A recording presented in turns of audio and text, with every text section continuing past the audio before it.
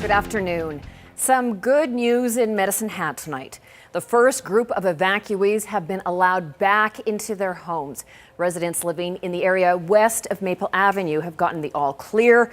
While the worst flooding in Alberta's history may be over, now begins the daunting task of waiting for the levels to drop and then trying to clean up. CTV's Jill Makashon has the latest from Medicine Hat.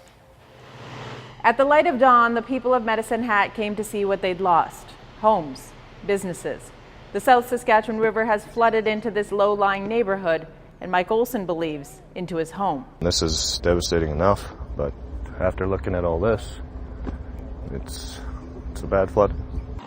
The city had 2 days to prepare for the water. Dikes have been built, sandbags thrown. 400 Canadian Forces troops working with locals to save most of Medicine Hat, but not all of it.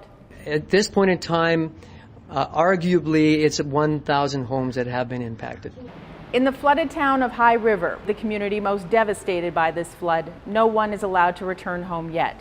Thousands of people across southern Alberta in need of financial help to rebuild. Today, Alberta's Premier promised $1 billion in emergency funding. We are committed to doing everything we can to make sure that people rebuild their lives. This is going to be a tough week, but we're going to get through it. The cost of this flood will be enormous. In Calgary, much of the downtown is still in the dark, power to many buildings shut off.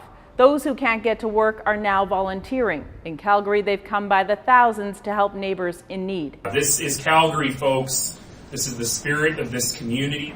So many believe that will be the hallmark of this flood. Strangers helping strangers.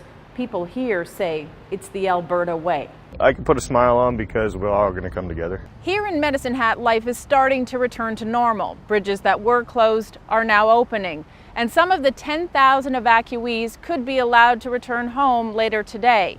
That's only some. Many more will have to wait maybe a day or two before they know whether they have a home to return to. Jill Makashon, CTV News, Medicine Hat.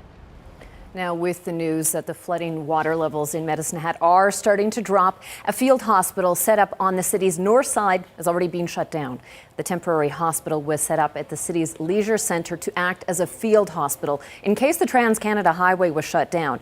The main hospital is on Medicine Hat's south side. The facility was up and running within 3 hours of being given the order. Every lab in the hospital was duplicated in the field facility. The temporary hospital will be shutting its doors at 6 o'clock tonight.